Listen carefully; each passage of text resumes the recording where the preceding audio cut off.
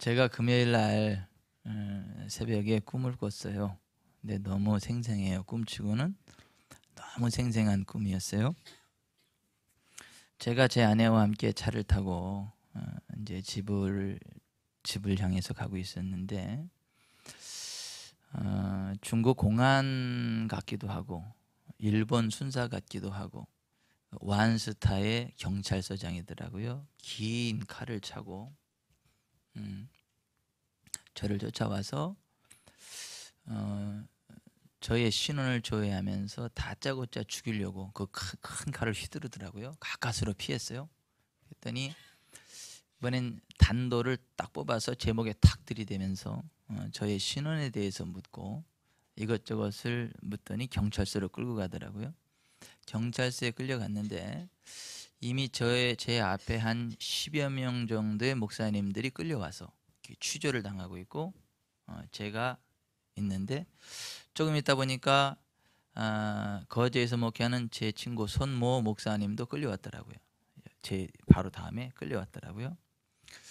그리고 이런저런 것들을 조회당하고 이제 취조를 당하기 시작하는데 긴 시간에 걸쳐서 이런 얘기예요. 오늘날에도 뭐 하나님의 은혜로 죽은 사람이 살아난다는 둥, 오늘날에도 치료가 있다는 둥, 오늘날에도 기적이 있다는 둥, 이런 설교하지 마라. 이런 설교하면 즉결 심판에 넘길 것이고 총살로 사살할 것이다. 그리고 지금 유튜브를 조회하고 있는데 조회하다 이런 것들이 검색이 되면 바로 사살해 버리겠다. 그 얘기를 듣는데 제 가슴이 쿵 하더라고요. 무거워지더라고요. 왜냐하면 유튜브에 제 설교 영상 다 올라가 있거든요.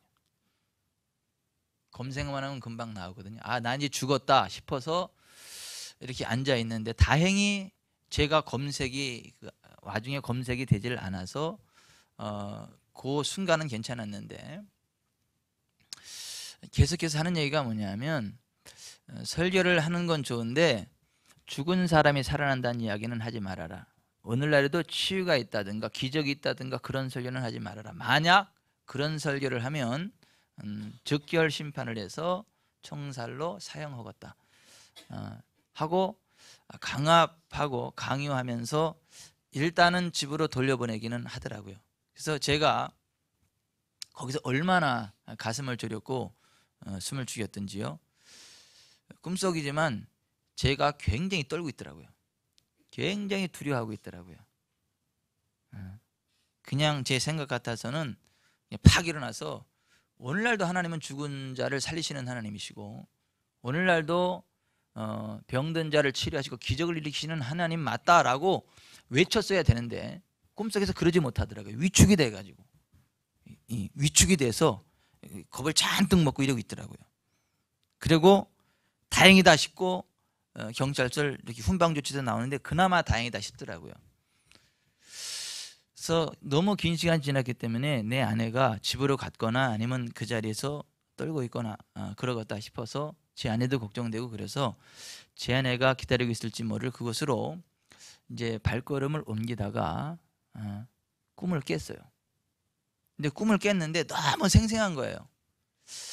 그러면서 이런 생각이 들었어요. 앞으로 우리나라에 이런 시대가 온다면 우리가 순전한 신앙을 지키기가 참 힘들겠구나 이런 생각을 했고 또 그런 시대가 오게 되면 나는 목회 못하겠구나. 그냥 순교당하는 거 외에는 방법이 없겠구나. 그들이 요구하는 대로 하나님이 죽은 자를 오늘날도 살린다. 그 얘기를 빼면 설교할 게 뭐가 있겠어요? 오늘날도 하나님은 치유를 일으키시고 기적을 일으키신다. 그 얘기를 빼면 무슨 얘기를 하겠어요? 그 죽은 하나님 이야기하라는 거 아니에요? 과거의 하나님 이야기하라는 거 아니에요? 그냥 철학적인 하나님 이야기하라는 거 아니에요? 그런 거 이야기 못하고 설교하면 그게 무슨 설교겠어요? 그게 무슨 목사고 그게 무슨 목회겠어요? 이거 죽는 거 외에는 방법이 없겠구나 이런 생각을 하니까 아찔하더라고요. 그리고 또 하나의 성경 이제 구절이 생각이 나면서 디모데전서 2장 1절 이하에 바라보면 그러므로 내가 첫째로 권하노니 모든 사람을 위하여 간구와 기도와 도구와 감사를 하되 임금들과 높은 지위에 있는 모든 사람을 위하여 하라. 이는 우리가 모든 경건과 단정함으로 고요하고 평안한 생활을 하려 함이라.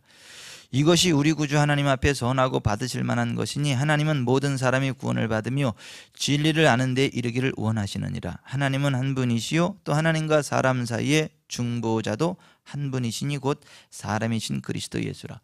이 말씀이 이렇게 쭉 묵상이 되면서 그래서 임금들과 높은 지위에 있는 사람들에서 기도하라고 했지, 나라와 민족을 위해서 기도하는 이 부분에 대해서 좀 더 진지하게 기도를 해야 되겠다, 이러한 생각을 해보게 됐고 떨리는 가슴을 진정하는 시간을 가지고 있었습니다. 여러분, 우리에게 만약 진짜 그러한 시대가 온다면 우리가 북한에 의해서 적화되거나 아니면 중국이 우리나라까지 치고 내려와서 공산화되거나 아니면 일본이 다시 우리를 치고 들어와서 옛날 일제시대처럼 그렇게 우리의 신앙을 억압하고 성경적인 신앙을 고백하지 못하게 하고 신사참배하게 하고 그렇게 성경에서 핵심 구원의 진리를 부인하게 만들고 그냥 하나의 천주교, 불교, 유교 이런 식으로 그냥 하나의 종교 생활을 하게 우리를 강요한다면, 이끌어 간다면 우리는 과연 어떻게 해야 되겠습니까? 어떻게 그들의 말을 들어주면서 그냥 목숨 연명해야 될까요? 그들이 요구하는 대로 그냥 어떤 성경적인 하나님이 아니라 그들이 제시하는 하나님을 그냥 고백하면서 그냥 우리의 명맥을 유지해 가야 될까요? 어떻게 해야 되는 거죠? 진짜 우리가 하나님의 자녀로 지옥이 아닌 천국 백성이 돼서 영생을 누리려고 한다면 방법은 딱 하나예요. 신앙을 위해서 목숨 내놓는 겁니다. 순교 당하는 겁니다. 왜냐하면 예수님 말씀하시기를 누구든지 사람 앞에서 나를 시인하면 나도 하늘에 계신 내 아버지와 앞과 천사들 앞에서 그를 시인할 것이고, 누구든지 사람들 앞에서 나를 부인하면 나도 천사들과 하늘에 계신 내 하나님 앞에서 그를 부인할 것이다. 예수님은 이렇게 말씀하셨거든요. 어째 여러분, 왜 또 목사가 저런 또 꿈을 꿔가지고 또 그러나 이렇게 생각하지 마시고, 진짜 우리에게 만약에 그러한 상황이 주어졌다면 우리는 어떻게 해야 될까요? 김병철 장로님은 어쩌 그러한 상황이 주어지면 순교하실 자세가 되어 있으신지 제가 한번 여쭙고 싶습니다. 근데 지금 아멘 하셨는데 꿈속에서 전 떨고 있더라니까요. 저도 설교할 때는 순교만이 길입니다. 순교해야 됩니다. 우리는 생명을 내걸고 우리 믿음을 지켜야 됩니다라고 했는데 꿈속에서 실제 그 상황이 벌어지니까, 아니 전 꿈인지 몰랐잖아요. 실제 같아. 근데 그 상황이 되니까 두려워 떨고 있더라니까요. 그 앞에서 당당하게 딱 일어나가지고 하나님은 오늘도 살아계시고 오늘도 죽은 자를 살리시고 오늘날도 병든 자를 일으키시며 기적을 일으키시는 하나님 맞습니다. 난 그거를 못 외치게 할 바에는 차라리 나를 죽이십시오. 이렇게 이야기하는 게 맞는데 내 신앙 양심상 이게 맞거든요. 그런데 꿈속에서는 그렇게 못하고 있더라고요. 위축이 돼가지고 이러고 있더라고요. 꿈이지만 꿈깨고 나서 너무 속상하더라고요. 내가 왜 그 정도밖에 안 되나? 그 정도 수준밖에 안 되나? 너무 속상하더라고요. 이게 처량하더라고요. 아무리 꿈이지만 내 처량하더라고요. 이게.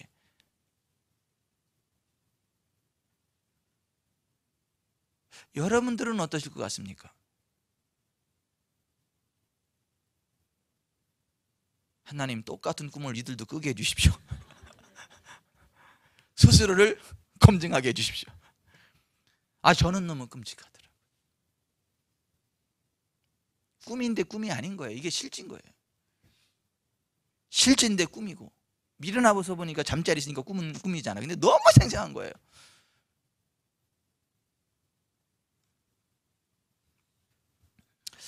여러분, 이 세상을 살아가다 보면요, 너무 극단으로 치우치면 살기가 좀 어려워요.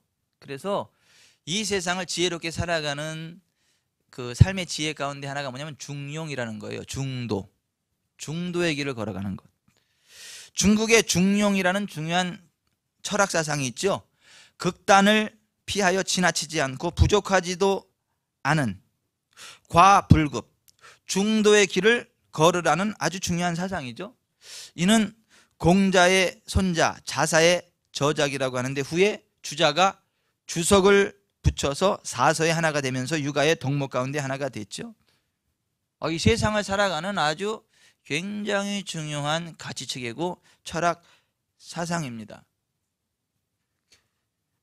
이쪽 편 들어도 안 되고 이쪽 편 들어도 안 되고 적당하게 이렇게 취합하면서 길을 걸어가는 거, 이게 지혜라고 하는 거죠. 그런 사람이 인간관계 좋지 않습니까? 여기서는 그 사람 분위기 맞춰주고 여기서는 그 사람 분위기 맞춰주고, 그래야 이게 인간관계도 폭넓게 형성이 되고 삶을 지혜롭게 살아가는 그러한 부분이 아니겠습니까? 왜 남의 얘기처럼 아주 가만히 계신데요? 아니, 이 세상은 그런 사람이 지혜롭게 살아가요. 그게 지혜로운 인생인 것 같아요. 그러나 여러분, 하나님 앞에는 중도가 없습니다. 하나님 앞에서는요, all or nothing, 전체냐 전무냐 둘 중에 하나지 중도가 없다는 거예요. 마가복음 11장 29, 30절에 예수님께서 구약에서 제일 중요한 요절을 인용해서 말씀하시면서 이스라엘아 들으라, 주 곧 우리 하나님은 유일한 주시라. 내 마음을 다하고 with all your heart, 내 마음을 all 다하고 목숨을 다하고 뜻을 다하고 힘을 다하여 주 너의 하나님을 사랑하라 하셨습니다. 하나님은 유일한 하나님이시고 그 유일한 하나님을 사랑하되 너의 마음을 다해서 사랑해야 된다. 너의 목숨까지도 다해서 사랑해야 된다. 이렇게 말씀하세요. 그러니까 마음을 다해서 사랑하는 게 아니면 그건 사랑하는 게 아니라는 거예요. 목숨까지도 하나님 앞에 온전히 드리는 그 믿음이 아니면 그것은 하나님이 인정하시는 믿음이 아니라고 하는 거예요.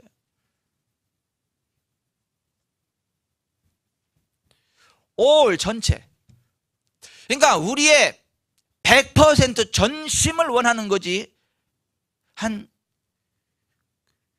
60%를 원하는 게 아니에요. 여러분, 세상에서는 한 60%만 넘으면 인정해 주잖아요. 우리가 운전면허 할 때도 이종면허는 몇 점 이상이에요? 올라서 옛날에 60점이었던 것 같은데 70점이에요? 1종은요? 80이고요? 어쨌거나 100점이 아닐지라도 뭐 70점 이상, 80점 이상이면 그냥 인정해줘요. 인정해줘. 합격한 걸로. 그죠? 대학교 갈 때도 권총 안 찰려면요 60점만 넘으면 괜찮아. 그래도 뒤에도 봐도 낙제는 안 시켜요.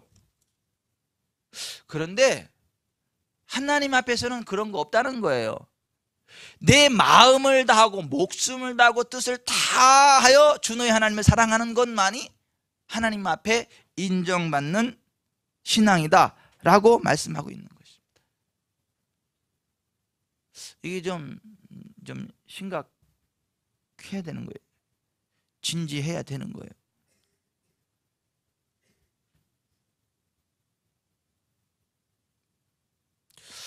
오늘 본문에 보면 엘리야가 살아가던 당시에 이스라엘에는 바알과 아세라라고 하는 우상 종교가 창궐했어요.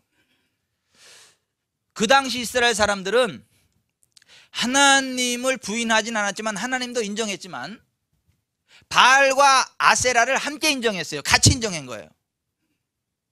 그리고 정치적으로는 아합이 그 안에 이제벨을 따라서 바알 종교에 심취하면서 야훼 신앙, 여호와 하나님을 믿는 사람들을 죽이기 시작을 했단 말이죠. 그래서 하나님을 섬기려면 대놓고 못 섬겼고 숨어서 숨죽이며 섬겨야 했다는 것이죠.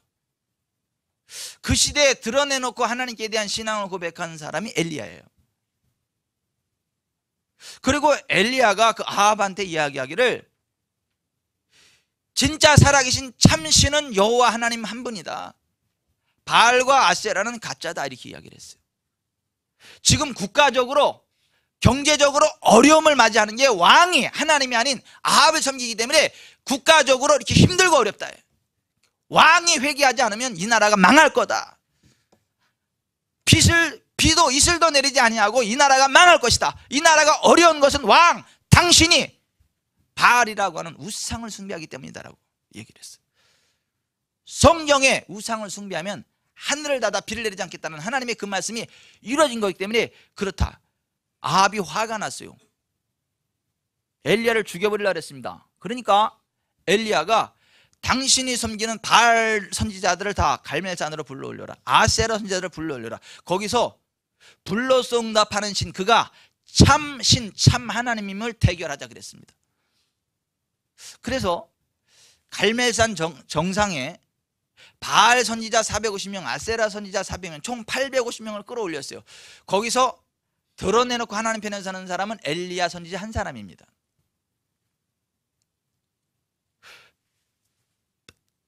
단을 쌓아놓고요, 그 위에 소를 각을 떠서 올려놓고 기도해서 불로서 응답하는 신이 참신임을 우리가 증명하자 그랬어요.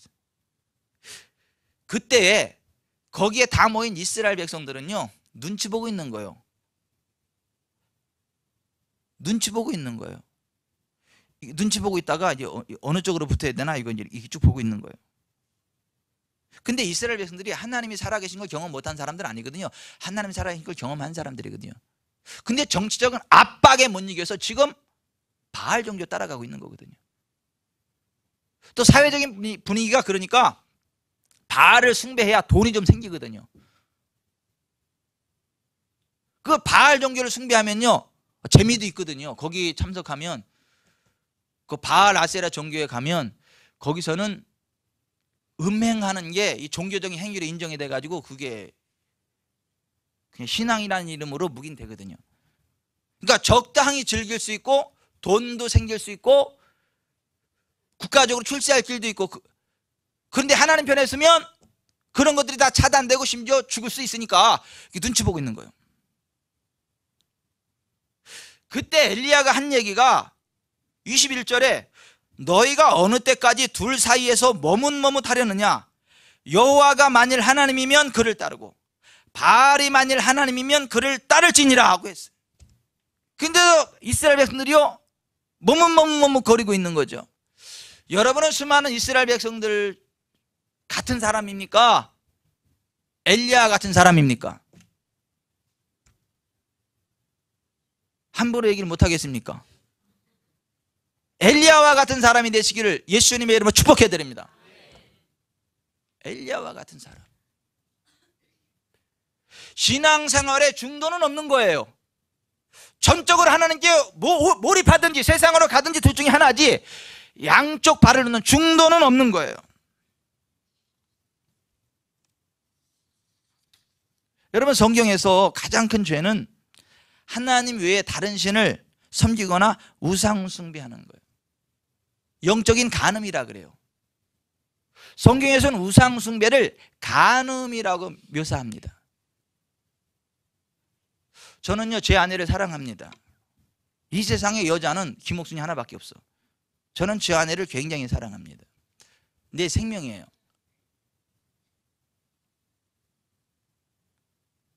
하지만 제 아내가 1년 365일 가운데 하루 이틀 정도 이웃집 남자하고 자고 오면 저는 용납이 안 될 거예요.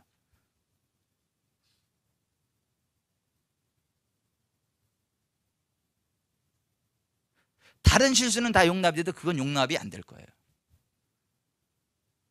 제 아내가 그런 여자 아닙니다. 제 아내는 절대 그런 여자 아니에요. 많이 하나래요. 용서하세요. 이런 예를 들은 거 자체를 용서해 주세요. 또 집에서 또 맞아 죽을라. 아니, 예를 들자면 그래요. 예를 들자면 반대로 1년 360일 가운데 하루 이틀 제가 이웃집 여자와 자고 온다고 생각해 보세요. 당신은 용납이 되겠나? 용납 안 된다잖아요, 저 사람도. 부부가 살아가면서 다른 실수는 다 괜찮은데 뭐요? 정조를 지키지 않으면 그건 용납하기 힘든 거예요. 오죽하면 성경에서도 다른 죄는 다 용납이 되지만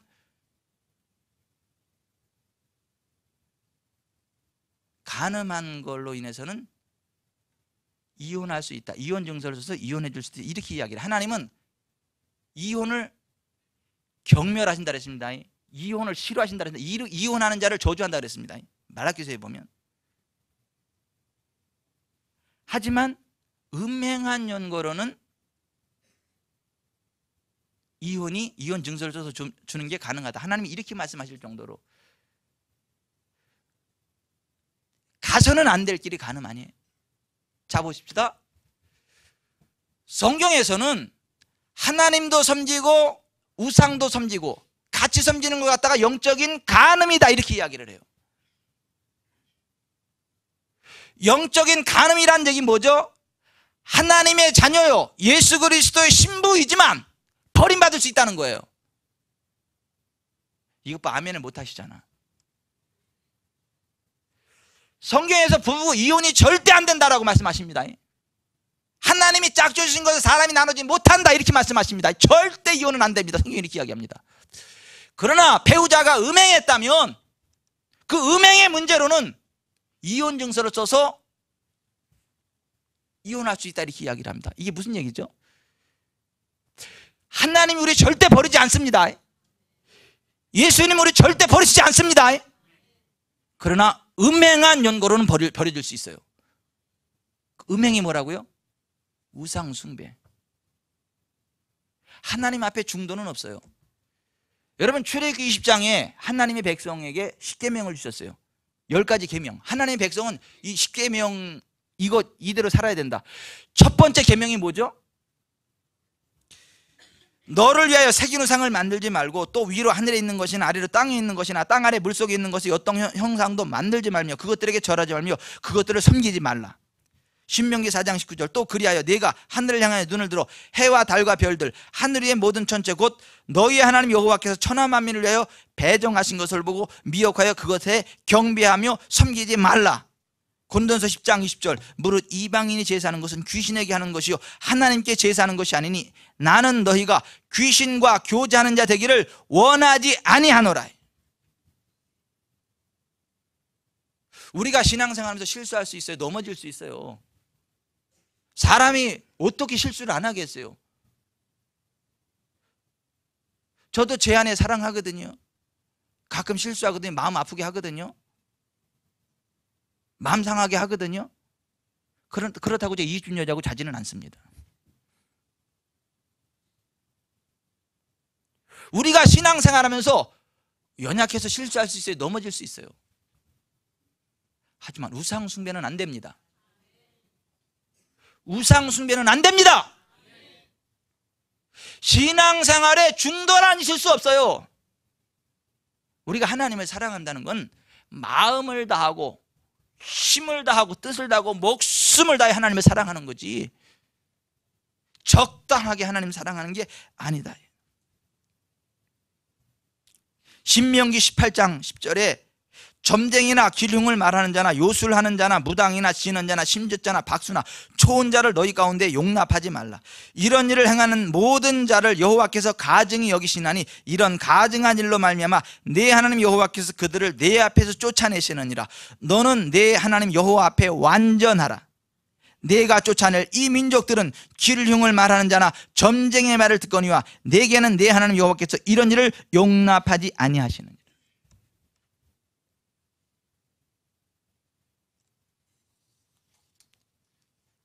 함께 하십시다. 하나님 앞에 중도는 없습니다. 하나님께 중도는 없습니다.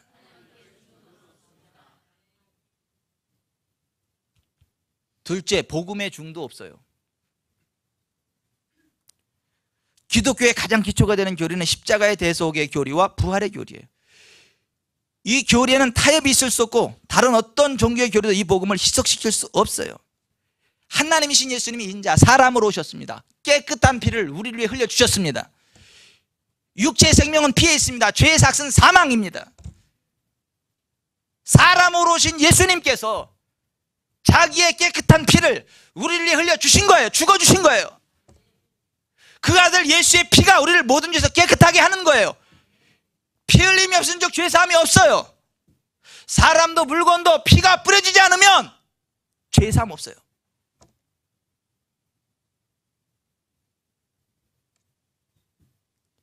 예수님이 십자가에 죽을 때 마지막에 다 이루었다고 죽으셨어요. 다 이루었다는 말은 테레스타이 모든 빚을 다 청산했다 이런 얘기예요. 여러분, 예수님의 피 외에 구원의 길 없습니다. 예수님의 대속 외에 구원의 길 없습니다. 예수님만이 유일한 구원의 길이세요. 예수님도 구원의 길이고 부처님도 구원의 길이고 마음의 또 구원의 길이고 모든 종교의 구원의 길이 있다, 이게 아니고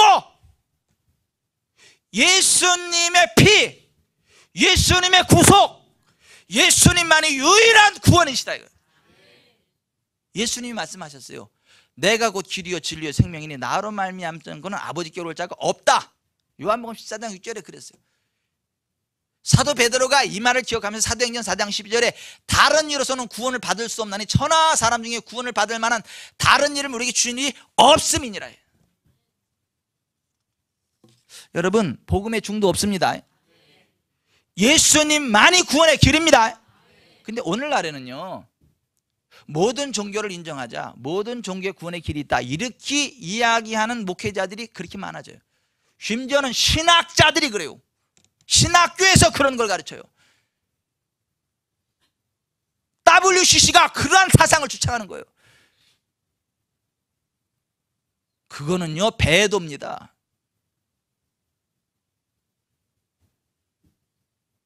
사탄 숭배입니다. 그거는. 여러분, 복음에는 중도 없습니다. 예수님만이 구원의 길이에요. 예수님의 구속을 믿음으로 구원받습니다. 우리의 선한 행위로 구원받는 거 아니에요. 우리가 율법적인 행위로 구원받는 거 아니에요. 물론 예수님을 주님으로 믿는 믿음은, 살아있는 믿음은 행동합니다. 살아있는 믿음은 순종합니다.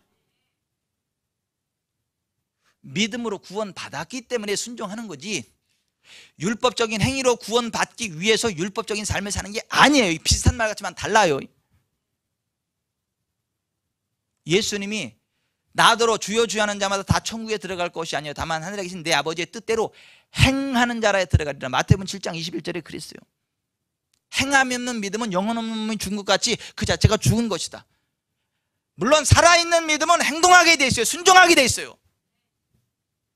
살아있는 믿음으로 예수님을 주님으로 영접하고 주님께 순종한다는 말과 율법을 지켜서 율법의 행위로 구원받는다는 얘기는 다른 거예요. 예수님도 믿고 율법도 지켜야 구원받는다, 이것도 이단인 거예요. 그게 갈라디아서에서 이야기하는 이단인 거예요. 예수님도 믿고 율법도 지켜야 구원받는다, 이게 이단인 거예요. 아닙니다. 여러분, 우리를 구속하신 예수님의 피를 믿음으로 구원받습니다. 예수님을 믿음으로 구원받습니다. 율법적인 행위로 구원받는 게 아니에요. 캐톨릭에서는 둘 다를 가르치죠. 예수님도 믿어야 되고 선한 행위도 해야 된다. 이게 다른 복음인 거예요. 이게 그런 다른 복음을 전하는 자에게는 저주가 있을지어다 그랬어요. 다른 복음은 없나니 다만 어떤 사람들이 너희를 교란하여 그리스도의 복음을 변하게 하리 함이라.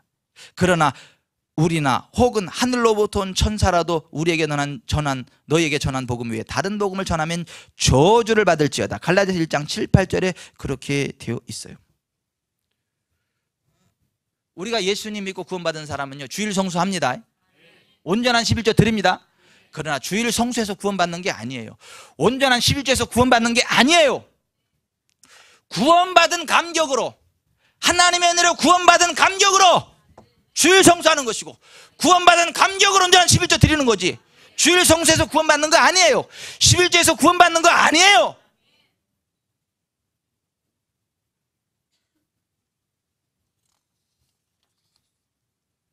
기독교 신앙과 공산주의 사상에 중도는 없어요.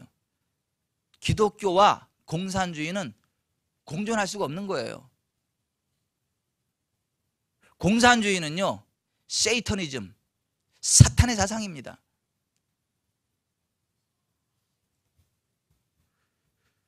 수많은 분들이 원수를 사랑하라는 말과 마귀를 대적하라는 말을 이게 혼동해버려요. 북한의 공산주의, 그 공산당들을요, 사랑해야 된다 그래요. 주체사상을 주장하는 사람, 종북 좌파들까지도 품어야 된다고 이야기를 해요.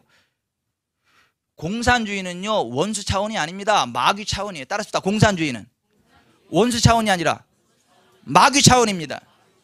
마귀는 대적하라 그랬어요.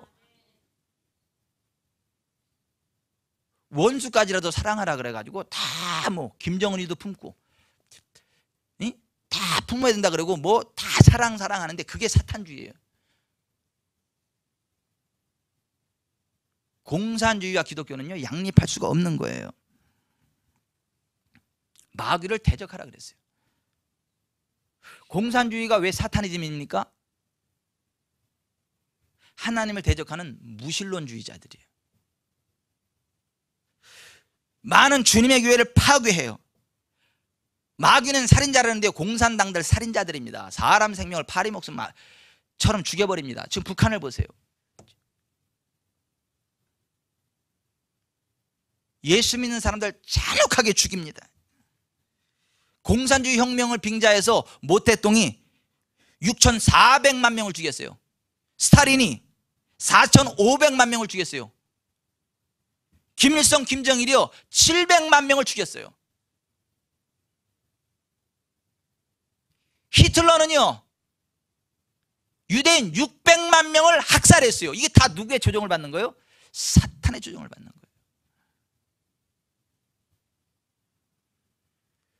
마귀는 도둑놈이라 그랬죠. 공산당들은 도둑놈들인 거예요. 이게 땅, 재산 다 뺏어가잖아요. 그리고 사람들한테 나눠준다고. 지 거 가지고 나눠줘야지 왜 다른 사람 거 뺏어가지고 지 것처럼 나눠. 이게 도둑놈이지. 공산주의는 사타니즘이에요. 마귀는 거짓말쟁이라 그랬죠. 말을 손바닥 뒤집는 것들이 공산당들이요. 여기선 요 말하고 저기선 저 말하고. 말은 그럴듯하게 잘하고.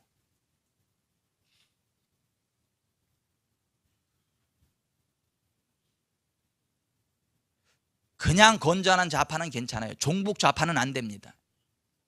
따라서 하십시다. 건전한 좌파는 괜찮지만 종북 좌파는 안 됩니다.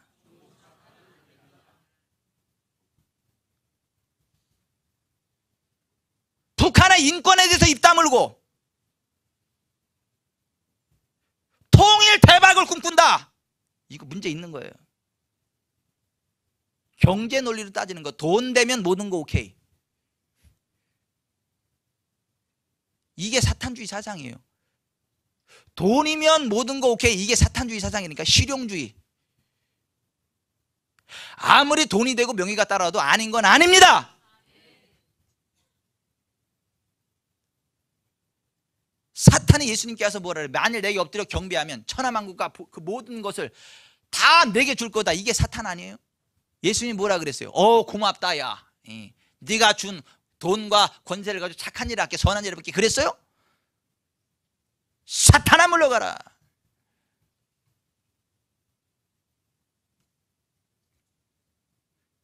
북한의 인권에 대해서 침묵하고 통일 대박을 이야기하지 마세요.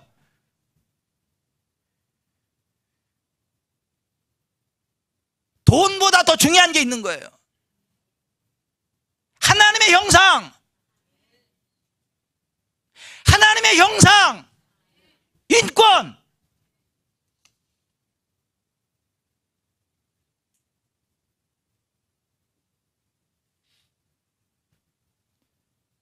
말씀을 맺겠습니다.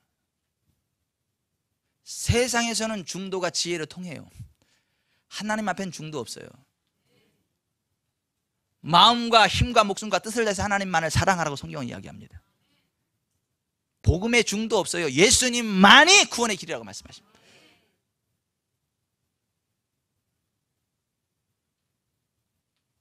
기독교와 공산주의 중도 없어요.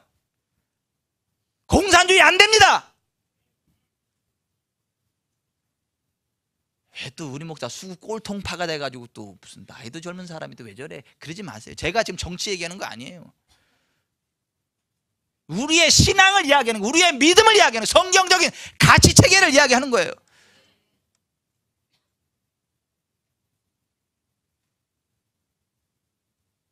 하나님 편에 섭시다. 예수님 편에 섭시다. 돈 따라가는 실용주의가 아니라 하나님의 형상.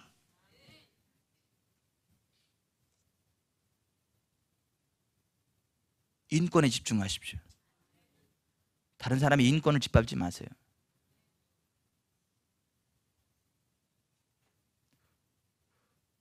동성애 합법화를 반대하는 건 인권을 누르는 게 아니에요.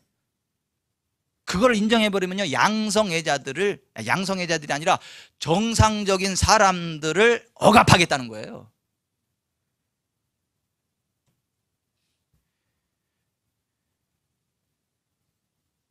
차별금지법 얘기가 나올 때 정신 바짝 차리세요. 그거 반대하셔야 돼요.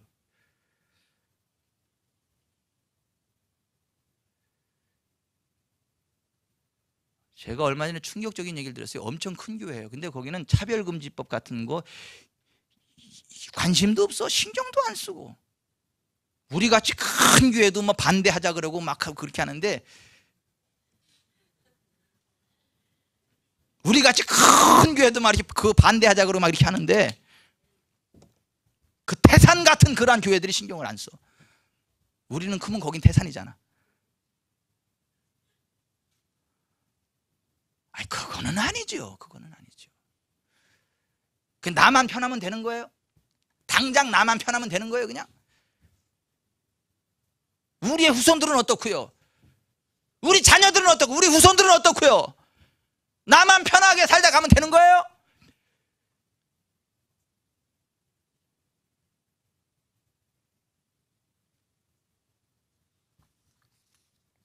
기도하겠습니다.